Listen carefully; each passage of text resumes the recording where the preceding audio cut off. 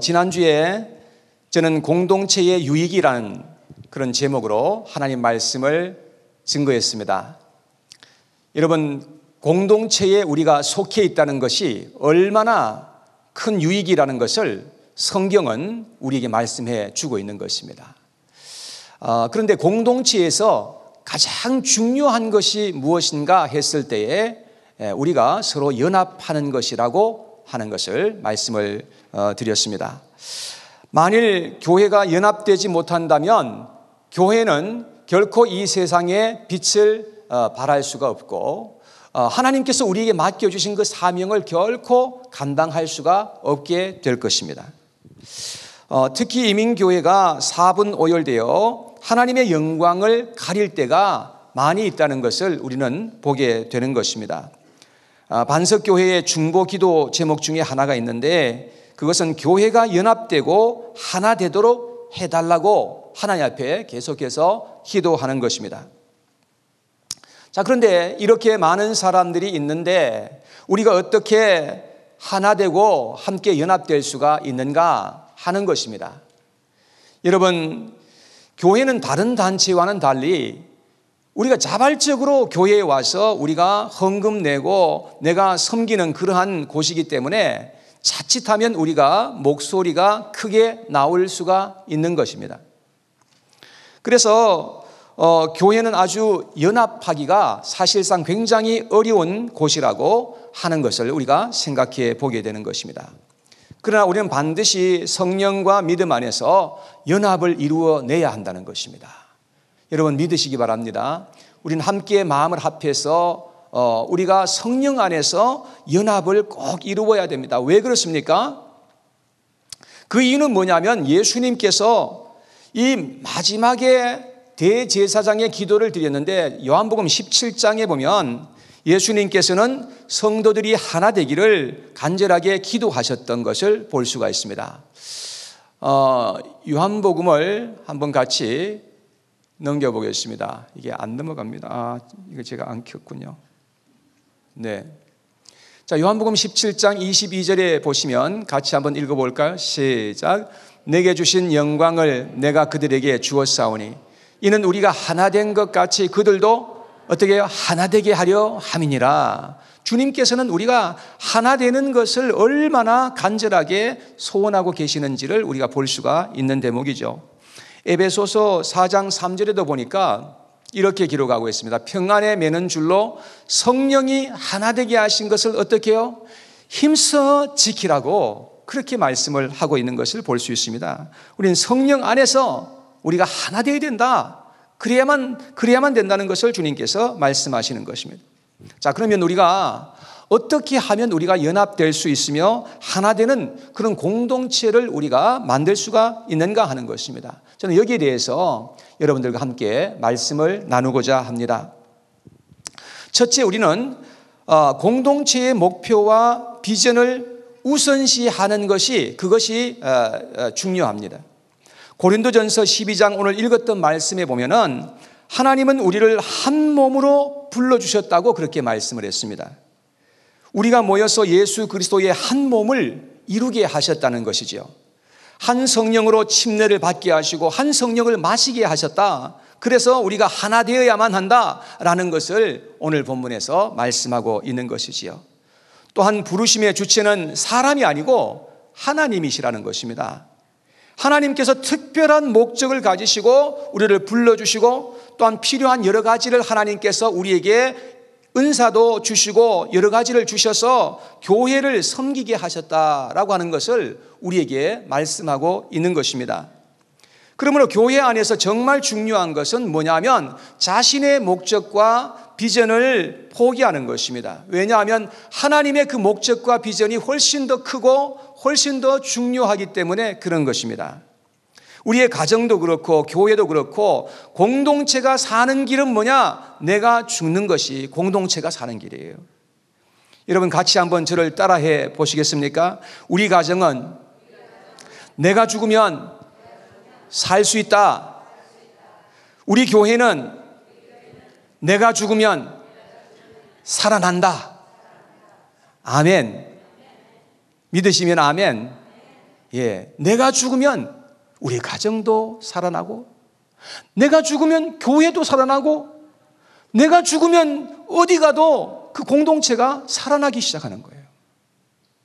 왜 우리 공동체가 어렵게 되느냐? 내가 안 죽으니까. 내가 안 죽으려고 하니까 어려운 거예요. 여러분, 그래서 우리 가정도 그렇고 교회도 그렇고 이렇게 우리가 내가 죽어야 된다는 것을 우리가 깨닫게 되는 것입니다. 사람들마다 교회에 오는 목적이 다 다를 수가 있어요. 어떤 사람은 수양을 하고 마음의 평안을 얻기 위해서 교회에 오시는 분들도 계시고, 어떤 사람은 복을 받기 위해서 교회에 오시는 분들도 계시고, 어떤 분들은 자기가 가진 기량과 어떤 그런 재주를 발휘해서 쓰임받기 위해서 나오고, 어떤 사람은 선한 일을 하기 위해서 나오고, 하여튼 다양하게 많은 그런 목적이 있는데, 여러분, 이러한 것들은 다 좋은 것이긴 하지만, 그러나 우리는 이러한 개인적인 목적에 우선을 두어서는 안 된다 하는 것입니다. 아무리 내가 가진 목적이 좋은 것 같아 보여도 그것이 개인적인 그 목적에서 그것이 우선되면 우리는 결코 하나 되고 연합될 수가 없다는 것입니다. 그래서 우리는 무엇보다도 하나님께서 우리에게 주신 비전과 목적을 알아서 거기에 초점을 맞추고 우선하여서 우리가 나아가야 한다는 것이죠. 그러면 저절로 연합되고 우리는 같은 방향으로 쫙 같이 갈 수가 있게 된다는 것입니다. 고린도전서 1장 10절에 보면 이렇게 말씀을 하고 있습니다. 같이 한번 보겠습니다. 형제들아, 내가 우리 주 예수 그리스도의 이름으로 너희를 권하노니 우리가 모두 같은 말을 하고 너희 가운데 분쟁이 없이 같은 마음과 같은 뜻으로 온전히 합하라, 이렇게 말씀했습니다. 여러분, 우리 교회에서 같은 말을 하고 같은 마음을 품고 같은 뜻을 가지고 온전히 합해야 된다, 그렇게 성경은 말씀하고 있는 것입니다. 여러분, 이것이 어떻게 가능할 수 있습니까? 그런데 예를 들어서 우리가 만일 모두가 예수님께서 부르신 그 목적과 비전을 우리가 품게 된다면, 그런다면 우리가 하나 될 수 있겠죠. 연합될 수 있겠죠. 그리고 나의 목적을 우리가 내려놓도록 해야 된다는 것입니다. 만일 내 한 사람이 희생되고 죽어서 공동체가 살아날 수 있기만 한다면 우리는 기꺼이 나를 희생할 수 있어야 하지 않겠습니까? 여러분, 그것이 예수님의 정신이에요. 내 한 사람 죽어서 공동체를 살린다면 얼마나 그것이 큰일입니까? 그런데 만일 내가 살고자 하면 공동체는 그때부터 죽기 시작하는 것입니다. 그런데 내가 죽고자 하면 공동체가 살고 또 내가 함께 사는 길이 열려지게 되는 것입니다. 예수님께서는 마태복음 16장 25절에서 이렇게 말씀을 하셨습니다.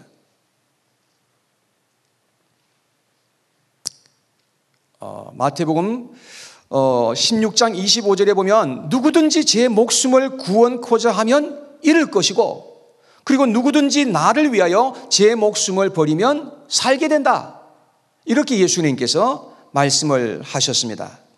공동체에서는 내가 살려고 하면 죽고 내가 죽으려고 하면 살게 되는 것입니다. 이것이 바로 하나님께서 정해주신 원리입니다. 사랑하는 여러분, 내가 속한 공동체를 살리기 위해서 내가 부인되어지고 죽어지는 그런 역사가 일어나게 되기를 바랍니다. 그러면 우리 모두가 사는 거죠. 두 번째, 공동체를 바로 세울 수 있는 그 길은 우리가 서로 섬기고 희생할 수 있어야 되는 것입니다. 우리 몸에는 여러 가지 지체가 있고 역할들이 다 다릅니다. 그래서 하나님이 우리를 부르실 때에 여러 가지 은사들을 주시고 그 은사를 가지고 서로를 섬기도록 그렇게 불러주셨다는 것입니다. 오늘 고린도전서 12장에 다시 한번 보시면 4절부터 7절까지의 말씀을 한번 같이 보겠습니다. 12장 4절부터 7절까지 같이 한번 읽어봐요. 시작. 은사는 여러 가지나 성령은 같고 직분은 여러 가지나 주는 같으며 또 사역은 여러 가지나 모든 것을 모든 사람 가운데서 이루시는 하나님은 같으니 각 사람에게 성령을 나타내심은 유익하게 하려 하심이라. 자, 이렇게 여러 가지 은사와 직분을 주시는데 그 이유가 뭐냐면 이제 교회를 유익하게 하기 위해서라고 그렇게 말씀을 했어요. 결국 나의 섬김과 봉사를 통해서 다른 지체들을 위하고 더 나아가서 몸 전체가 유익되도록 하기 위한 것이 바로 하나님의 목적이라는 것을 알 수가 있습니다. 그래서 우리는 받은 은사를 가지고 열심히 우리가 섬기도록 해야 된다는 것입니다. 하나님이 우리에게 재능도 주시고 물질도 주시고 건강도 주신 그 이유가 있는데 그것은 그런 것을 가지고 우리가 열심히 섬길 때에 그럴 때에 교회 전체 공동체가 유익을 얻게 하려는 것이라고 말씀을 하는 것이죠. 예수님께서 마태복음 20장 28절에서 이렇게 말씀을 하셨습니다. 인자가 온 것은 섬김을 받으려 함이 아니라 도리어 섬기려 하고 자기 목숨을 많은 사람의 대속물로 주려 함이니라. 이렇게 말씀을 했습니다. 예수님은 하나님이셨습니다. 그죠? 그런데 자기 자신을 낮추어서 종의 모습을 하시고 사람으로 오셔가지고 죽기까지 하셨다는 것입니다. 예수님은 섬김을 받기 위해서 오신 것이 아니라 도리어 섬기기 위해서 오셨다고 그렇게 말씀을 하십니다. 그래서 우리도 섬김을 위해서 부름을 받았다는 것을 알 수 있어요. 여러분들이 이렇게 이 교회에 오신 것은 하나님께서 우리를 불러서 서로를 섬기도록 하려고 우리를 불러주셨다는 거예요. 믿으시면 아멘 하시기 바랍니다. 한국의 젊은 처녀의 몸으로 와서 선교로 몸을 불태웠던 한 여인이 있었는데 서서평이라는 분이십니다. 바로 이분인데 처녀의 몸으로 한국 땅으로 왔습니다. 그의 헌신적인 섬김을 통해서 수많은 한국 백성들이 그렇게 주께로 돌아오게 되었습니다.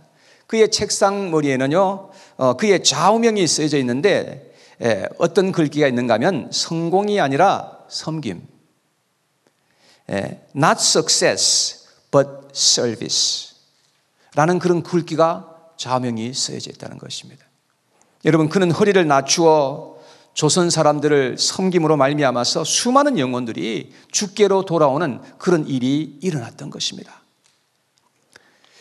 저는 위로 누님들이 4분입니다. 그리고 막내 아들로 이렇게 태어났는데 그래서 식구들이 저를 막 이렇게 떠받들어 주니까 저는 섬김 받는 것에 너무 익숙해 있었어요.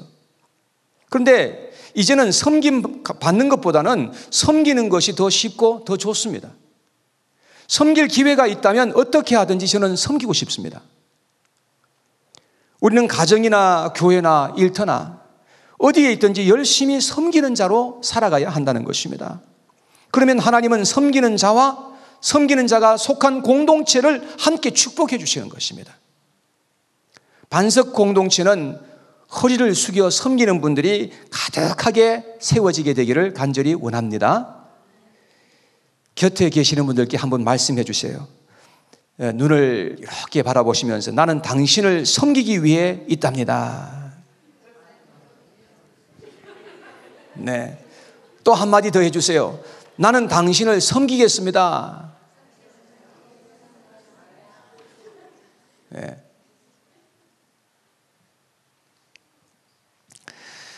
세 번째, 다른 지체들을 끊임없이 존중하고 사랑하는 것입니다. 우리 곁에 있는 분들은 사실상 떨어져 있죠. 그런데 연결되어 있다는 것을 알아야 됩니다. 여러분, 나의 눈과 나의 손은 멀리 떨어져 있죠, 지금? 근데 사실상 이게 다 연결되어 있잖아요, 그죠? 내 한 몸 안에 붙어 있는 것이란 말입니다. 손이 나는 발에 붙어 있지 않다 이렇게 말할 수가 없다는 것입니다. 뿐만 아니라 몸에서 약하게 보이는 부분들이 오히려 더 요긴하게 쓰일 수 있다라고 그렇게 말씀하고 있죠. 자, 22절 말씀해 보세요. 22절 말씀해 보면 그뿐 아니라 더 약하게 보이는 몸의 지체가 도리어 요긴하고 라고 그렇게 말씀했습니다. 그래서 우리는 서로 존중해주고 사랑해 주어야 할 필요가 있다는 것입니다. 왜냐하면 한 몸에 다 붙어 있고 서로에게 다 소중한 존재들이기 때문에 그런 것입니다. 그래서 우리는 서로 불화하고 싸우면 안 됩니다. 저는 오른손잡이입니다. 그래가지고 오른손으로 한 90% 정도 사용하는 것 같아요. 그리고 왼손으로는 한 10% 정도 사용하는 것 같아요. 하여튼 뭘 하면 거의 오른손으로 그냥 다 거의 하는 편이죠. 자, 그런데 그렇다고 해서 제 오른손이 말이죠, 왼손을 무시하고 원망하면 안 되죠. 예? 오른손이 왼손이 말하기를 너는 왜 그 모양이냐 라고 이렇게 말하면 안 된다는 거예요. 만약에 왼손이 시험이 들어가지고 난 더 이상 오른손하고는 일을 못하겠다, 그렇게 나가 자빠졌어요. 그렇다면 어떻게 됩니까? 오른손만 가지고 모든 걸 해야 돼. 예?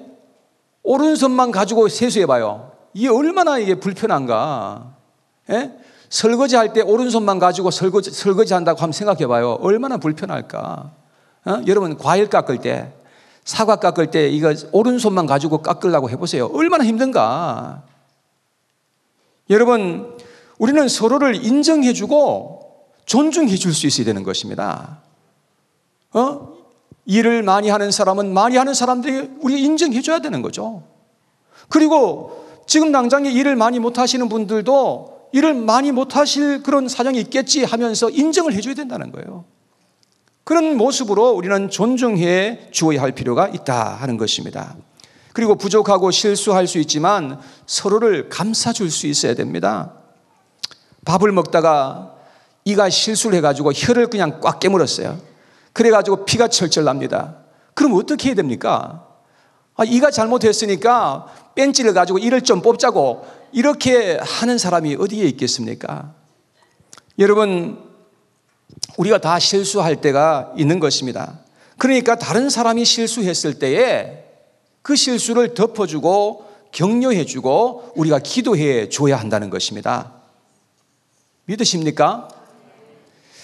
베드로전서 4장 8절 말씀에 여러분 암송구절인데 제가 보지 않고 한번 암송을 해보려고 하는데 반석교회 암송구절이잖아요. 그죠?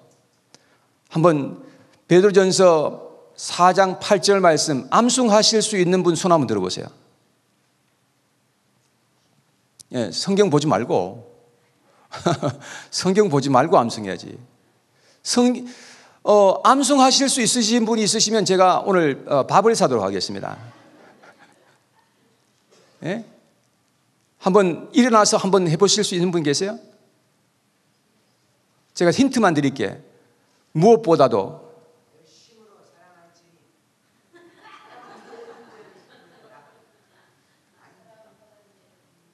예.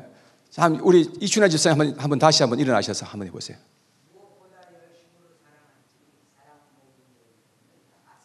네, 할렐루야. 우리 박수 한번 보내주시기 바랍니다. 자, 여기 보면 다 같이 읽어봐요. 시작. 무엇보다 뜨겁게 서로 사랑할지니 사랑은 허다한 죄를 덮느니라 그랬죠. 예, 날짜 잡으시기 바랍니다. 네. 우리는 서로의 허물과 실수를 끊임없이 용서하고 덮어줘야 합니다. 왜냐하면 나도 똑같이 부족하고 허물 많고 실수하는 존재이기 때문에 그렇습니다. 또 우리는 다 예수님 안에서 연결되어 있는 지체들이기 때문에 그렇습니다. 그러나 만일 누가 실수하고 허물을 드러냈을 때에 그 사람이 실수했다고 막 공격하고 욕하고 무시하면 우리는 정말로 들보가 있다는 사실을 내가 그냥 증명하는 것입니다. 자기 눈에 들보는 보지 못하는 영적인 장님이 되고 마는 것입니다. 우리 몸에 있는 모든 지체는 귀하지 않은 지체가 하나도 없습니다. 쓰임받지 못하는 그런 지체가 하나도 없어요. 하나님께서 참 놀랍게 만들어 주셨어요. 옛날에는 맹장이 하나도 쓸데없는 것이 그냥 붙어 있다고 그렇게 했는데 요즘은 과학적으로 이 맹장이 쓸데가 있다는 것을 밝혀낸 거예요. 맹장은 어떤 역할을 하느냐? 맹장은 이 몸속에 있는 그 유익한 그런 그 박테리아가 있는데 그런 박테리아를 이 보존해 주는 역할이 있는 거예요. 예. 그래가지고 우리가 설사를 해도 좋은 그런 박테리아들이 다 유실되지 않도록 그렇게 하는 그런 역할이 아주 맹장에게 있다는 것입니다. 여러분, 우리는 다 존귀한 사람들입니다. 여러분, 한번 옆에 계신 분을 자세히 이렇게 그윽한 눈길로 한번 보면서 이렇게 말해 주시기 바랍니다. 당신은 존귀한 분입니다. 이렇게. You are all precious. 여러분, 교회에는 누가 들어오든지 간에 그를 소홀히 생각하고 홀대하지 않아야 합니다. 여러분, 눈길로라도 홀대하지 마시기 바랍니다. 교회에 오는 모든 영혼들을 우리는 인정해주고 섬기도록 해야 하는 것입니다. 섬기지 않는 것은 세상에서 가장 부끄러운 일이고, 섬기는 것은 세상에서 가장 아름답고 영광스러운 일인 것입니다. 여러분, 믿으십니까? 섬기지 않는 것이 정말로 부끄러운 것이에요. 그러나 섬기는 것은 너무나 하나님께서 보실 때 아름답고 영광스러운 일이라는 것입니다. 말씀을 맺겠습니다. 아프리카 밀림에서 가장 강한 것이 있는데 그것은 사자도 아니고 코끼리도 아닙니다. 그거는 불개미라고 합니다. 불개미가 한번 이동하면요 4km 정도 쫙 연결되어서 엄청나게 움직인다고 합니다. 그러면 아무 동물도 거기에 접근을 하지 못한다고 합니다. 사자도 거기에 피해 다닌다고 합니다. 개미떼가 코끼리에 달라붙으면요 하루 만에 뼈다귀만 달랑 남긴다고 합니다. 여러분, 개미가 강한 것은 힘이 있기 때문이 아니라 단결하기 때문에 그런 것입니다. 우리도 만일 단결하고 연합할 수만 있다면 강한 존재가 될 수 있고 하나님이 우리 가운데 영광을 받으실 수 있는 줄로 믿습니다. 예수님은 우리가 마음을 합하여서 기도하라고 말씀합니다. 그러면 내가 너희와 함께 하겠다, 그렇게 약속해 주셨습니다. 그래서 우리는 무엇보다도 기도하는 것도 중요하지만 기도하기 전에 먼저 우리의 마음이 연합되는 것이 중요한 것입니다. 우리가 마음이 어우러져서 함께 이 기도할 때 그것이 하나님께서 기뻐하시는 거란 말이죠. 그래서 사도행전 1장에 보면요 마가다라 방에서 제자들이 기도할 때 120여 명의 문도들이 함께 모여서 기도하는데 거기에 보니까 그들이 함께 모여서 마음을 합하여서 간절히 기도하기에 전혀 힘쓰니라 이렇게 되어 있어요. 마음을 합해서 기도했잖아요. 예배 드리는 것도 각자가 나와 있지만 함께 마음을 합해서 예배 드리는 것이 하나님께서 기뻐하시는 거예요. 여러분, 여기에 마음이 갈라져 있잖아요, 그죠? 그 예배가 예배답지 못한 예배가 되는 거예요. 찬양할 때도 이렇게 찬양하잖아요. 앞에 찬양하고 뭐 성가대가 찬양하고 그 할 때요 마음이 합해지지 않은 상태에서 찬양하려고 해보세요. 얼마나 그 찬양이 힘든지 아십니까? 근데 마음이 합해지잖아요, 그죠? 마음이 쫙 합해지고 그냥 마음이 어우러지면요 그 찬양이 그렇게 좋을 수가 없어요. 우리 무엇을 하든지 간에 우리 마음을 합해서 우리가 할 때에 우리는 큰 일을 감당할 수 있게 될 줄로 믿습니다. 여러분, 미 남침내 교단의 가장 큰 자랑거리가 뭔지 아십니까? 그것은 뭐냐면 협동 선교입니다. Cooperative Mission Program이라고 하는 것이 있습니다. 여러분, 많은 교회들이 그 헌금을 엄청나게 해요. 해가지고 함께 협동으로 선교하는 거예요. 그래서 미국 남침내 교단은 지금 세계에서 어느 단체보다도 가장 많은 선교사들을 보내는 그러한 교단이 됐어요. 왜? 협동하니까 이게 가능한 거예요. 여러분, 그래서 한국 사람들은 개인 플레이가 상당히 강한 면이 있고 미국 사람들은 함께 협동해서 뭔가 참 잘하는 그러한 모습을 저는 보게 되는 것입니다. 허버트라고 하는 사람은 이렇게 말했습니다. 벌들은 협동하지 않으면 아무것도 얻지 못한다. 사람도 마찬가지다. 그랬습니다.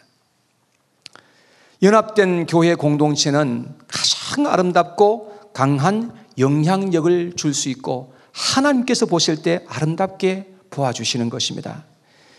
시편 133편 1절 말씀을 우리 큰 목소리로 같이 한번 읽어봐요. 시작. 보라, 형제가 연합하여 동거함이 어찌 그리 선하고 아름다운고. 우리가 함께 연합할 때 하나님께서 보실 때 그것이 그렇게 아름답다는 것입니다.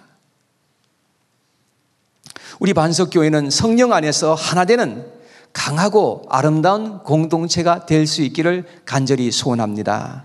이 사명을 위해서 함께 기도하며 힘쓰도록 하십시다.